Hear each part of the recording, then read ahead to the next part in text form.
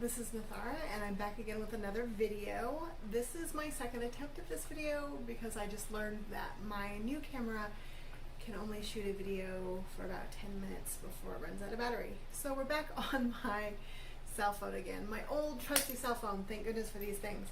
And I'm sure you noticed that we're also being joined by Nora today. She is a very helpful kitten. She's also very bitey, so I'm not going to be fighting with her about being on the table. So yes. Today we're going to be talking about cleansing objects. I had a very helpful person point out to me that I have talked about cleansing our personal energy or persons, and I have talked about cleansing our spaces before, but I actually haven't talked about cleansing objects yet, like crystals or talismans or amulets or just objects in general that you might want to use for magical purposes or have around your home or whatever like that. So that's what we're going to be talking about today. Before we get started, I want to say that just because you receive something new doesn't mean you have to cleanse it. Sometimes things come with an energy that you actually want to hold on to. Like, for instance, if you were to receive something that was a gift from a family member or a close friend, and it has their energy on it from their home or their family or from their own personal use, you might actually want to hold on to that energy and keep it in your space or in your practice or whatever because of that attachment you have on them or because they carry such good energy. And that is totally fine. There is no rule or requirement that you absolutely have to cleanse things. Now, if you receive something like you just buy it from a store or it arrives from online or you want to assign it a new purpose, you want to just start with a clean slate or whatever because maybe you're giving it a new magical purpose, or you just don't want it to have any energetic baggage, then yeah, you definitely want to cleanse it first. So that's what we're going to be talking about today. The stand-in that I'm going to use for my object is this fancy hair clip because I don't have any objects that need cleansing right now, and so we're going to use this. You can use any object, and that's kind of also why I'm using just a hair clip, because cleansing really applies to anything.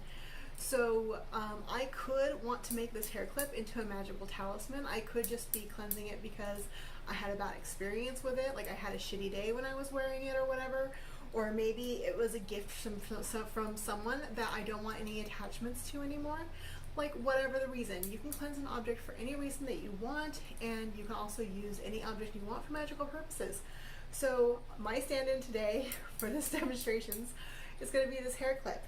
Also, it shows up nicely on the camera, so that should help make things a little bit easier. Now, the most familiar type of cleansing that you see talked about on the internet and in person and pretty much everywhere is smudging. And I want to talk about it first because right now there's a lot of controversy around smudging because we are talking about cultural appropriation now. And I love that we're aware now about cultural appropriation because it's super important. Cultural appropriation is really disrespectful. Now, the term that we should be using here is smoke cleansing. And people get really hung up on these terms. And I want to explain. I've talked about it in other videos and on my podcast and on the We Witches 3 podcast before, but I want to talk about it again because the difference is important to understand beyond just like it's rude, because a lot of people out there are like, whatever man, it's the same thing. I don't see why people are hung up on words. The reason people are hung up on the words is because smudging is actually a ceremonial traditional practice that Native Americans use. And the practice is not the same from tribe to tribe because acting like Native American tribes do everything the same as each other is rude and weird and a kind of a gross assumption. It's like assuming that all Americans are exactly the same. And we're not. We all do things like wildly different. Or assuming all witches are the same. We're all wildly different. So the same thing is true of Native American tribes. Now, when those Native Americans do smudging, there's an initiation involved. And there's a whole ceremonial practice involved and a tradition that they do. I don't know what those details are of those things. I've only been told this from the Native Americans that I follow and I read about, and what I have learned while researching cultural appropriation and smudging. I have not been initiated into those practices, so I can't give you the details. But I know that they exist because of all the things that I have learned. And if you're not doing those things and you haven't had those initiations, then you're not smudging. It's just you're factually not. What you're actually doing when we do the herbs and the smoke cleansing is smoke cleansing. And a metaphor that I can use to kind of explain this difference is if you were to go and buy a tarot reading from a tarot reader, and you showed up at her place of business, and you sit down, and you're getting ready for your tarot reading, and she takes out a deck of playing cards, and she starts reading for you with a deck of playing cards, like regular bicycle playing cards. Ace of Hearts, Six of Spades, Queen of Diamonds, right? That's not tarot reading. You can do a fabulous reading with playing cards. You can cover all the same bases with playing cards. You can get an amazingly accurate reading with playing cards, but it's simply not tarot reading. And you might be like, okay, this is one confused person. I still got a great reading. That's fine. Might be still a little miffed. You bought a tarot reading. You didn't get a tarot reading. But like, whatever. You can smudge it. It's wording. Move along. But when that person starts teaching students and selling tarot reading classes, but she's really teaching them playing card readings, and now you have, you know, the first class of 20 people out there who have learned tarot reading, but they're really reading playing cards instead. And then she teaches a second class, and now we have 40 people, and then we have generations and generations of tarot readers who have never seen a tarot deck. It starts becoming an issue. So just kind of think of it that way. We're doing smoke cleansing. Smoke cleansing is great. It's been used in a lot of different cultures all around the world. It's totally effective and amazing, and you can use a ton of different herbs. It's very flexible, super effective. You've been doing it, or maybe you've been doing it. A lot of us have been doing it all this time and just using the wrong word for it. No big deal. Switch your language. You'll be a lot more accurate, and you'll be helping people out. Secondly, in regards to the herbs that we use, I really advise that you avoid using the white sage. We have white sage available for sale in a lot of different New Age stores and even grocery stores and stuff. But it's important to note that white sage is only really native to the west and southwest of North America. It was never available in Europe. It was never available in Asia. It didn't grow there, but other varieties of sage were. The sage that you go and you buy from the grocery store to season your turkey or your food or whatever, that kind of sage was available in the Mediterranean, in Europe, forever, and was also traditionally used in spiritual practices and religious practices and used for smoke cleansing. So it traveled throughout Asia. There's like 1,000 different varieties of sage, and almost all of them have been used for magical and spiritual purposes. So if you're super, super attached to sage, just trade out the white sage, use a different sage, do your smoke cleansing, and it's totally fine. But you're not limited to sage. Personally, I'm not a huge fan of the way sage smells. Even though I grow it in my yard, I grow just regular old cooking sage in my yard, and if something calls for sage in my magical purposes, I trim it from my yard. I'm sure if you guys have been following me on social media and stuff, you've seen me using sage in my spells and stuff. That sage always comes from my yard. I grow it myself. I stay away from the white sage, and I don't buy it from stores. But you can also use things like rosemary, lavender, bay leaves. You can use different resins like frankincense, myrrh. I love me some dragon's blood personally. So there's a ton of different things that you can use for smoke cleansing, including just regular old incense sticks and incense cones. So the way that you would do that is, for an example, here I have, this is rosemary that, again, I grew from my garden, but you can buy it from the grocery store too. If you want fresh rosemary, go to your vegetable section in your grocery store. They come in these little packs. Sometimes you find them in little bundles instead, and that's really nice, and you can hang them upside down and dry them that way if you want, or you can stick them in your fridge and keep them fresh. They burn better when they're dry, but they'll still burn if they're fresh. It just takes a little bit more finagling, nor is being helpful. Don't attack the plant. If I knew I was going to use these for smoke cleansing, I would have bundled them up. That would have made my life a lot easier, but I didn't, so they're not bundled. And the way I can use this is I just simply, hopefully Nora will stay down there and not light anything, not light herself on fire. I'm just going to light them on fire. They're going to burn really fast. And I'm going to put them on a plate. And you can see they're smoking pretty good. And I'm just gonna wave my object through the smoke. And I'm gonna make sure that when I do so, I turn it over so that all parts of it get in the smoke. And I think rosemary smells a lot better than sage, but that's my personal preference. You can bring whatever makes you happy.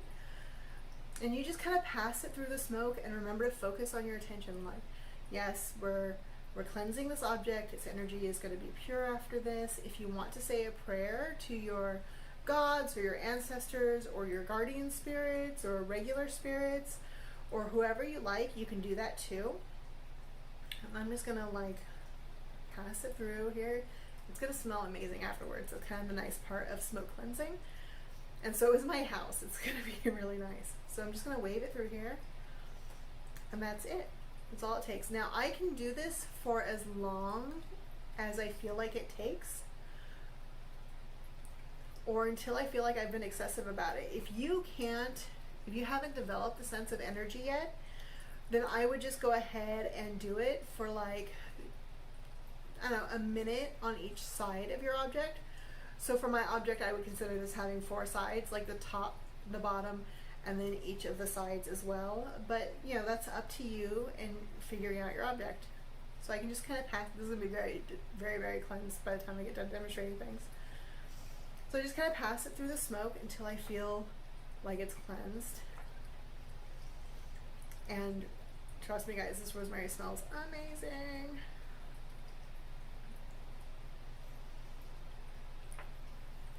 So there we go. So my rosemary is almost out and I feel pretty good about this. So that's it. That's all there is to smoke cleansing. And like I said, you can do the same thing with an incense stick or an incense cone or resins or whatever you feel good about as far as cleansing plants go. If you look up different witchy books or different herbal encyclopedias and things like that, you'll find lots and lots of herbs are indicated for cleansing purposes. You can use any one of them. So that's the big speech at the beginning of this video. We're going to go through the rest of them pretty quick. So one of my other favorite ways of cleansing objects is to bury it in living soil. Now I like to specify that's living soil and not just like potting soil that you might have sitting in, like I have a bag over there of potting soil that I use to plant plants in when I put them in pots. Like this guy is in potting soil, but it becomes living soil once a plant has been living in it for a while. And that happens through the exchange of nutrients. The plant takes nutrients out of the soil, and then as it works through its roots through it and water goes up and down the plant, nutrients get put back in the soil and on and so forth, right? That becomes living soil. So if I wanted to, and I'm not going to demonstrate it exactly here, but what I would do is I would take this living soil and I would move the spider webs out of the way of my plant, and I would dig in a little bit, being very mindful of the roots, and I would make a little tiny hole, and then I would put whatever I wanted to cleanse inside that hole, and then I would bury it inside the soil. This is a lot easier to do outside, but you can totally do it in a potted plant too. That you're only going to be limited by the size of your pot and your object. So if I wanted, I might go outside in my garden if I had a larger object, dig a little hole and place it in the soil. And usually when I'm doing soil cleansing this way, I would allow it to sit in there for a week or for half a moon cycle. And I say half a moon cycle because I'm not going to go from like full moon to full moon. You can. I'm impatient though. So I would usually do it from the new moon to the full moon. So while the moon cycle is waxing or getting bigger. But other people will go from full moon to full moon, and some people feel a lot better going from the full moon to the new moon, usually because that's used for banishing things, and cleansing sometimes is categorized in different traditions as a banishing practice. So depending on your tradition and how you feel about things, you can choose when and how long to do that. So give it a thought or see how you feel, like try it out and see how it goes. Nora's gonna eat my shawl. And see how you feel that way. Different traditions have different feelings, but soil is a great way to do it. You can actually use every single different kind of element there is out there in order to cleanse, and that's pretty exciting in my opinion. You can do the same thing with salt. I prefer sea salt. Some people prefer Himalayan salt. Some people prefer kosher salt. It's up to you. Iodized or regular old table salt will do in a pinch. It's not most people's favorite, but like I said, it'll do. If you see, if you ever watch Supernatural or those other supernatural like shows, you know, spooky shows and stuff, everyone's always reaching for the salt, and there's a reason for that. It's used a lot in different protection and cleansing practices. So you can simply fill up a jar or a dish or a bowl. Hello, Miss Graceful. You want on the table? You can simply fill up a container, like a jar or cup or a bowl, with salt, burrow your little object into that container, and then let it hang out for a week or a fortnight or a moon cycle or whatever feels good to you. Just like with soil, I usually go from the new moon to the full moon and call it good, but just like the soil cleansing, you can kind of choose to do it on different cycles or whatever feels good to you. Experiment with it for sure. With all these different techniques, experiment with it and see how you feel and what you like. Now, another practice that isn't used quite as much is fan cleansing. I think I talked about this in my video about how to clean your spaces. Fans aren't used as often, but they're actually like a very, very old traditional practice. You can see I've got my hand fan here. When I do this as a cleansing thing, sometimes I will opt for feather fans instead. Again, that's up to you. But here we're going to use the power of air, and you can use a hand fan in a lot of ways that we use traditional brooms. And so basically what I'm going to do is I'm going to take my object, and I am particular about what hand does what. Other people are particular in different ways about what hand does what. This is a matter of preference. It comes down to tradition, what your style is, and that kind of thing. But I use my dominant hand and put my object in my receiving hand. So for me, this is the hand for doing, this is the hand for receiving, and that goes way back. Other people have different feelings about it. Consult your tradition and your own feelings, see how much you care. But for me, I will simply pass air over my object using my right hand into my left hand. And I will do this for 2 or 3 breaths. This is kind of a modified way of how we're going to do breath cleansing later. And then I'm going to rotate the object. Remember I talked about how many sides my object had earlier? I'm going to do this for each side. And I did say I had 4 sides to this object, so I've rotated it once. And I'm rotating it to the 3rd side. And then passing air over it.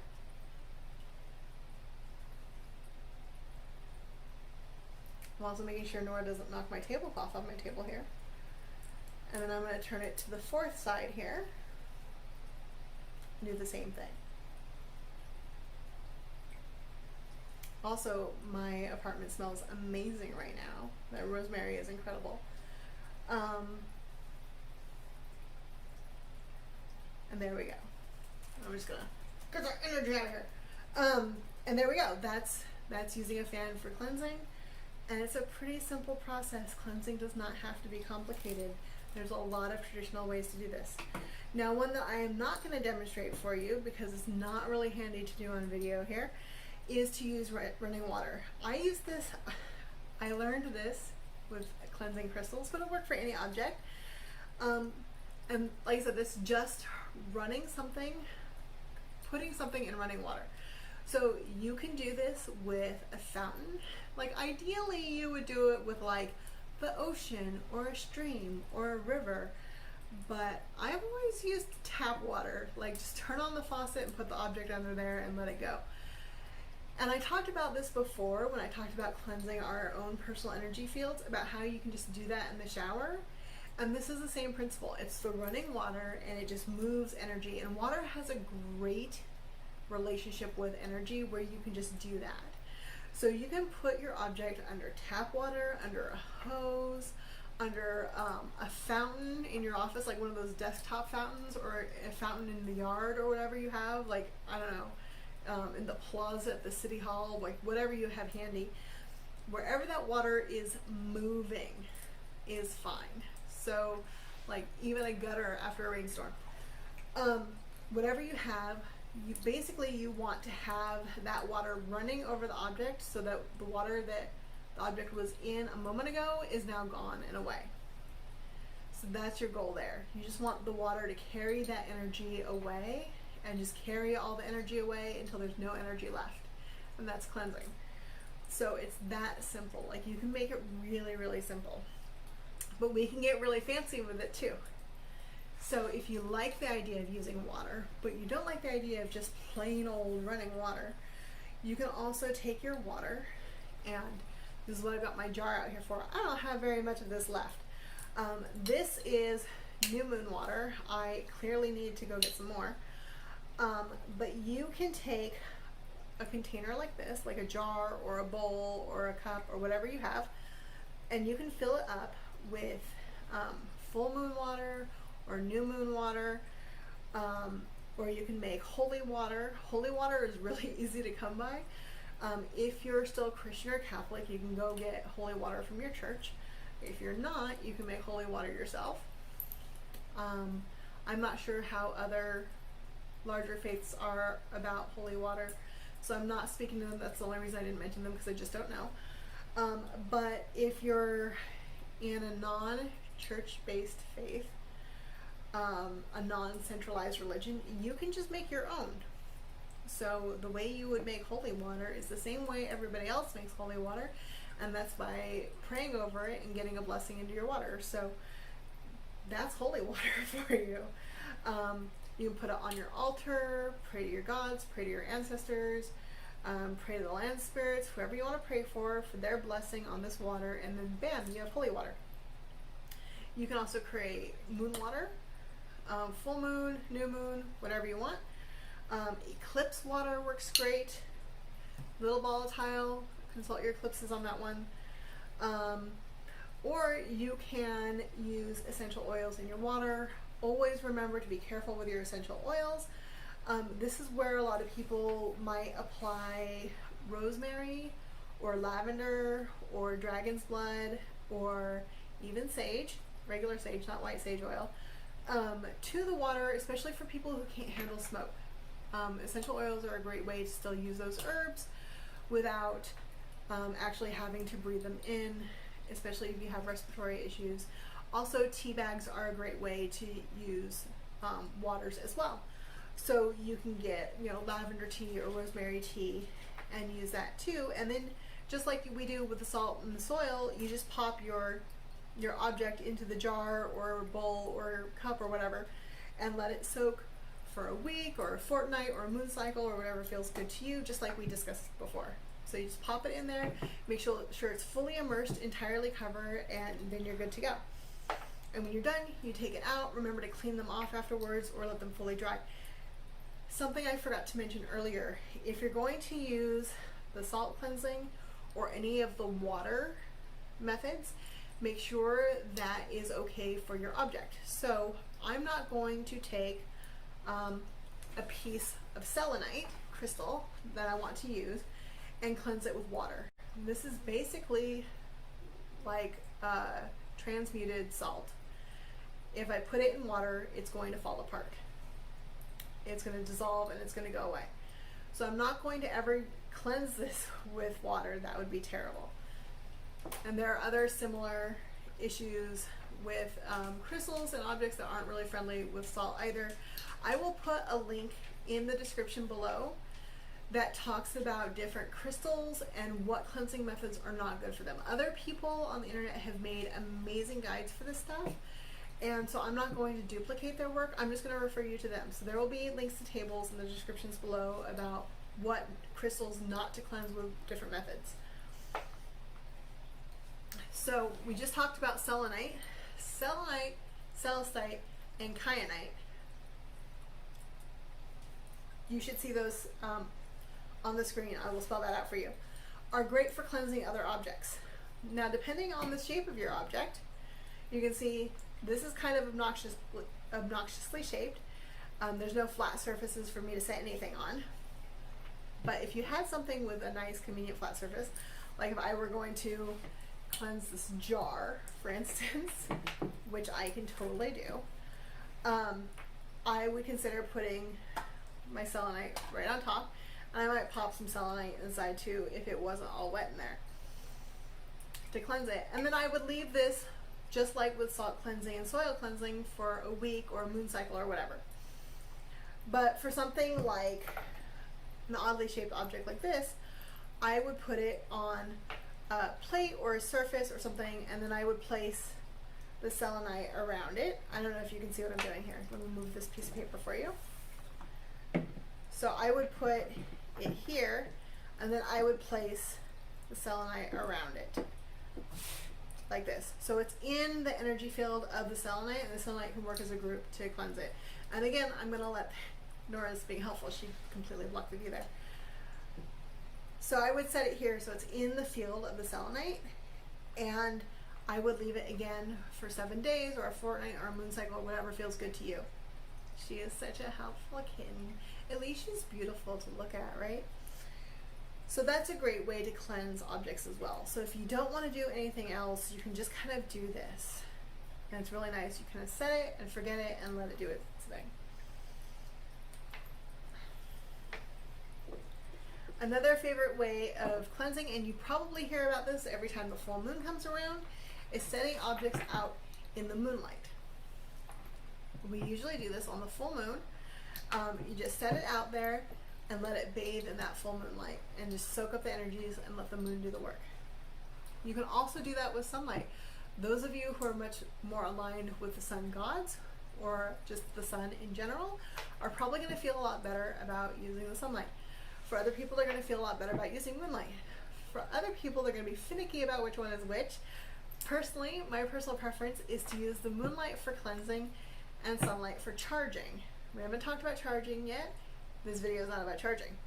But try it out and see how you feel. Experiment with the sun versus the moon and see how those different energies feel to you. Usually people feel something about something. That's very vague, but it's how it is. And still more people feel great about UV light bulbs. So if you want to, if you don't mind getting away from like the natural option, you can experiment with UV balanced light bulbs as well. Some people feel that it's more about the light frequency than it is about the light source. So those are some options you might want to explore as well. And again, that is just kind of like a certain number of hours. I feel like overnight, or 6 to 8 hours is plenty of time, but you might feel differently. So for instance, a full moon is effectively full for 3 days, and some people feel that their objects aren't really fully cleansed or charged unless they sit out for those full 3 days. Other people feel like it's fine just to do it for one night. Experiment, see how you feel about it. Now, another method that you might want to use, and this is kind of the one that I grew up with, so it is an old favorite of mine, is a kind of a meditation visualization technique. And this is basically where you go into a meditative state. And I've done other videos about meditation, so if you're having trouble with meditation, go check those out. Basically where you go into a meditative state and using various different visualization techniques, you cleanse your object using your own energy. Now these visualization techniques, that sounds really complicated, but visualization is just kind of a mental metaphor for manually handling energy yourself. So basically your visualization can be any of these techniques that we talked about. I can visualize running this object under running water. Or I can visualize smoke cleansing it with my favorite herb. And if I visualize it, I can use like a mega huge source, right? Like I can envision that I am cleansing this under a freaking waterfall, right? I can just pour that water over it. I can do a waterfall from the moon to the earth. It is a powerful visualization, right? Like just pound the energy out of this object. And the power of our mind is really incredible, and being able to tap into that energy straight yourself is really great. Some people don't care for it. They want the hands-on experience, and that is totally valid too. But if you're a meditation and visualization person, you can use any of these techniques whatsoever. Another favorite technique I have is using your breath. Just like we used the fan earlier to push air across our object, we can also use our breath to do so. And some people are very touchy about what hand you do this with again. Some people are like, you have to hold it with your right. Some people are about, you have to hold it with your left. Some people are like, and the way I learned this is that like your finger position really matters, but after very many years, so many years of doing this, I'm pretty loosey-goosey about it now. Experiment with it, see how you feel. But this is basically just using your breath. So I'm going to breathe in into my belly.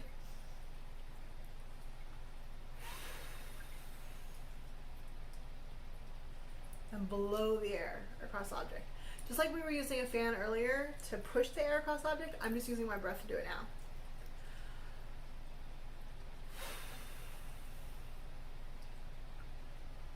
Just like that. I'm going to do it again on all four sides.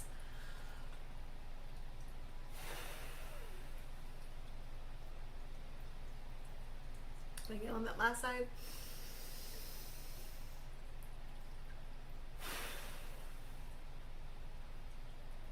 I feel pretty good about that. But I can repeat that process as many times as I want until I feel good about it. Again, I'm just using my breath to push the air over it.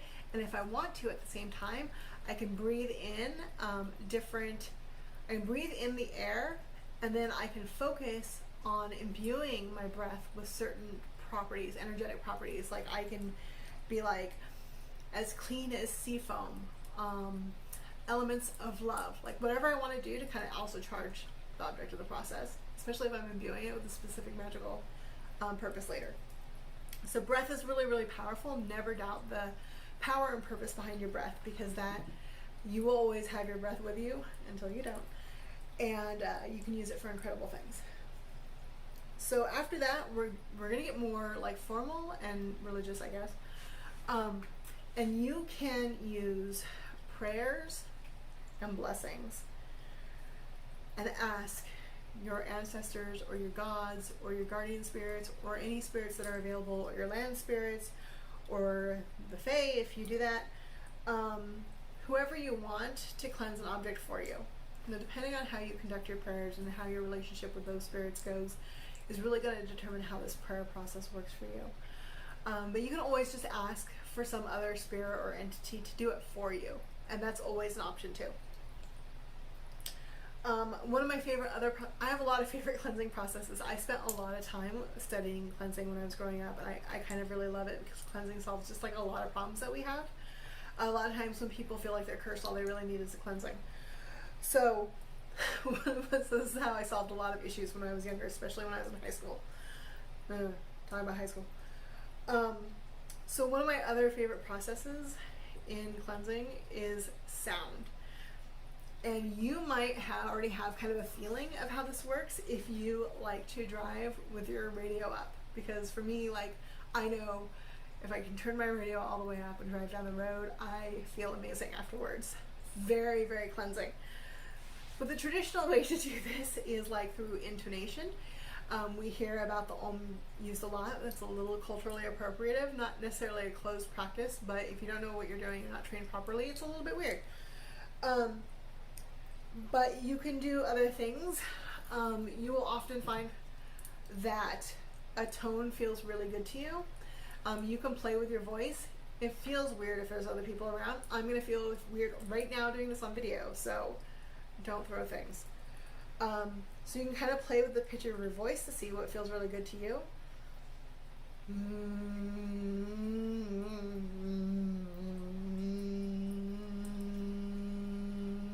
And it's that vibration of sound that vibrates the energy and interacts with it. So you kind of have to work with your own voice to find what tone works for you. Some of you might hate this, and that's probably because our energy isn't really jiving. But for me, that tone that I settled on, that's the one that works for me, and I like it a lot. You don't have to use your voice though. You can also like intone things. If you have a favorite lullaby, that's probably working for you. So you can sing to your object as well. I don't have a favorite lullaby, so I'm not going to sing for you right now. But also you can, you've probably seen people use tuning forks. I don't have a tuning fork, but you've probably seen that on movies or other videos and stuff. I like to use a bell. This is a Tinkerbell. So you can just ring a bell. And Tinkerbell is very old and she sounds funny.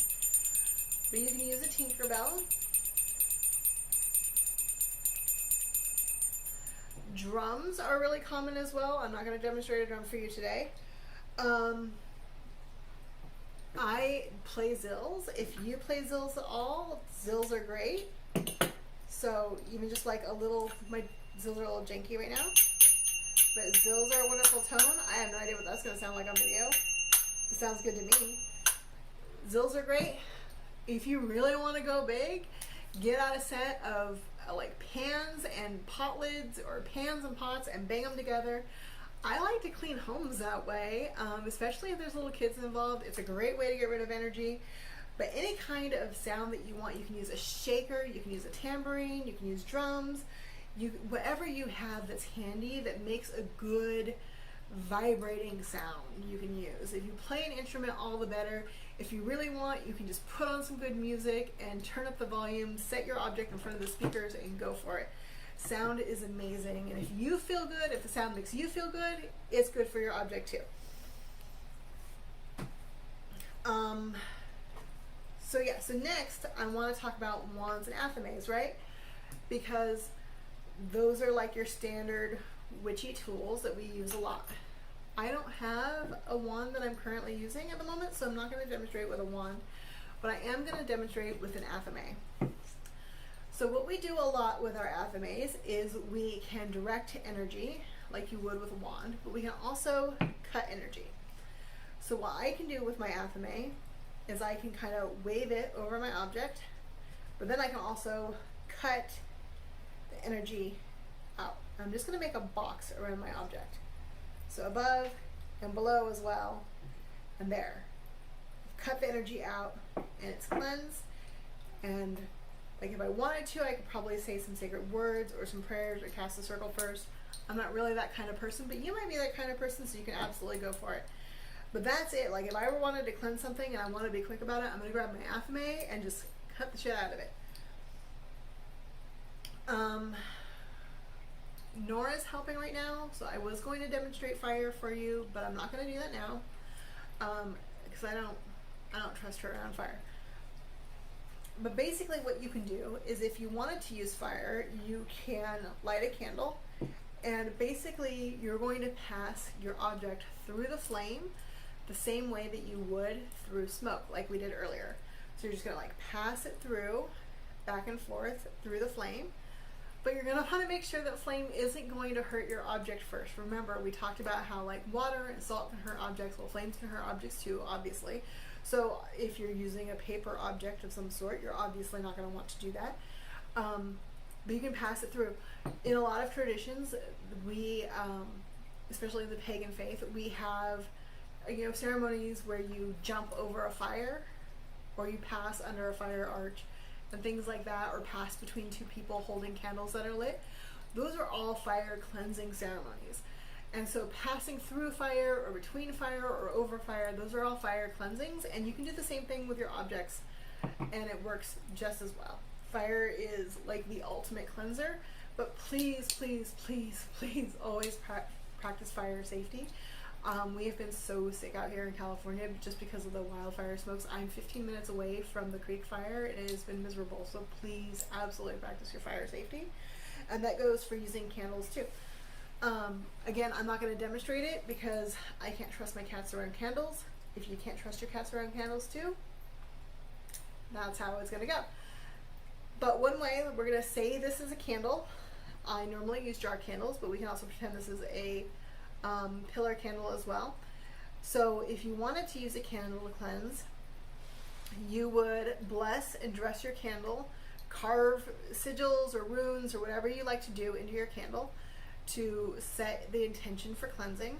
And then I personally, if you were in the position I normally am when I'm facing the candle, I set my candles on plates, and I would put any object I wanted to affect or enchant with my candle in the southerly position. For me, that's bringing things into the physical.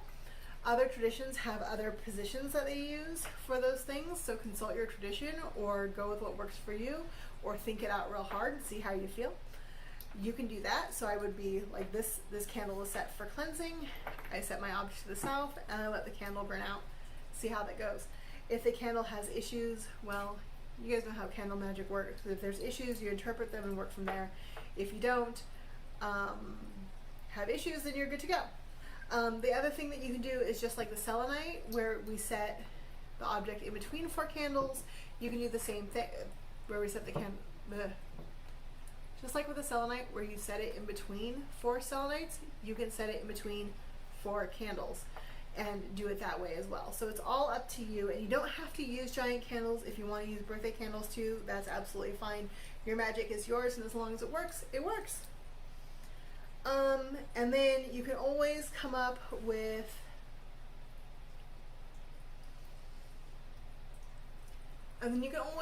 do different types of spells and ritual work as well.